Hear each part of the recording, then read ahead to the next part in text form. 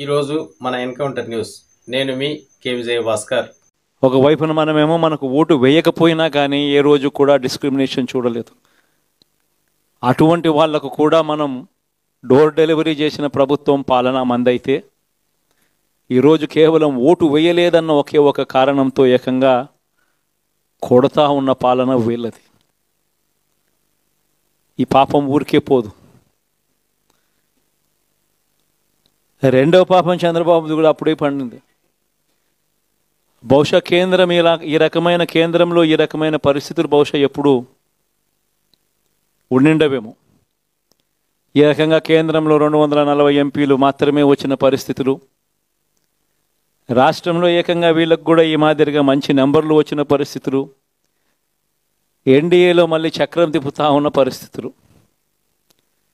ఇలాంటి పరిస్థితుల్లో కూడా ప్రత్యేక హోదాను అడక్కపోవడం చంద్రబాబు చేసిన మరో పాపానికి కూడా మరో నాంది.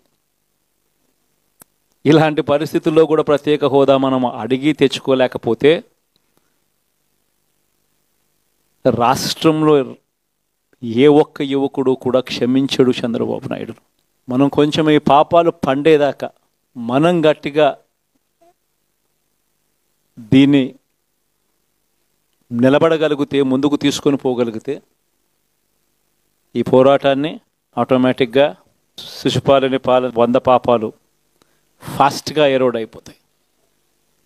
కాబట్టి ప్రతి ఒక్కరూ ఈ విషయాలన్నీ గుర్తుపెట్టుకోమని కొడతాం. ఇవన్నీ బహుశా నేను చెప్పేటివన్నీ కూడా మీ అందరికీ కూడా తెలియనేటివి కాదు. కేవలం నేను మీ అందరికీ గుర్తు మాత్రమే చేస్తా ఉన్నా. కష్టాలు రావడం అన్నది సర్వసహజం. కష్టాలు ఇలా మనం ఎదుర్కొని నిలబడడం అన్నది మన చేతుల్లో ఉన్న అంశం అన్నది మాత్రం ఖచ్చితంగా ప్రతి ఒక్కరూ గుర్తుపెట్టుకోమని మీ అందరితో కూడా కోరుతా ఉన్నాను. శాసనసభలో, చట్టసభలో మీ సభే అన్నిటికన్నా ముఖ్యమైన సభ అవుతుంది.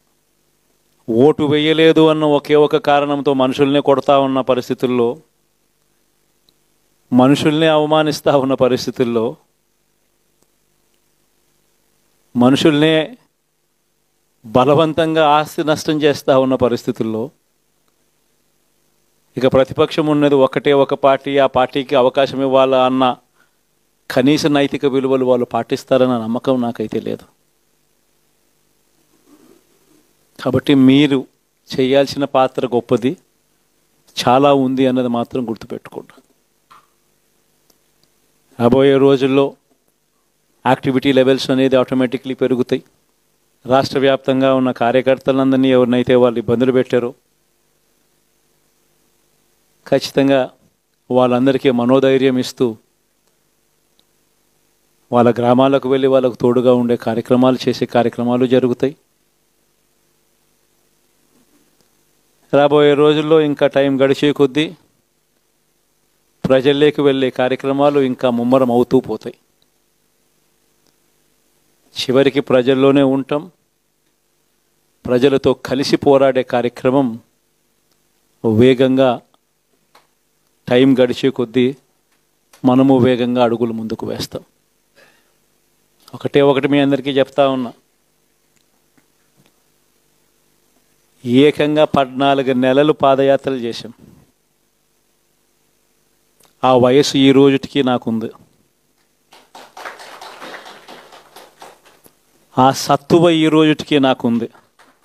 కాబట్టి మీరు మాత్రం ప్రతి ఒక్కరూ గుర్తుపెట్టుకోండి, ఆ టైం వచ్చేదాకా మీ పాత్ర చాలా కీలకం.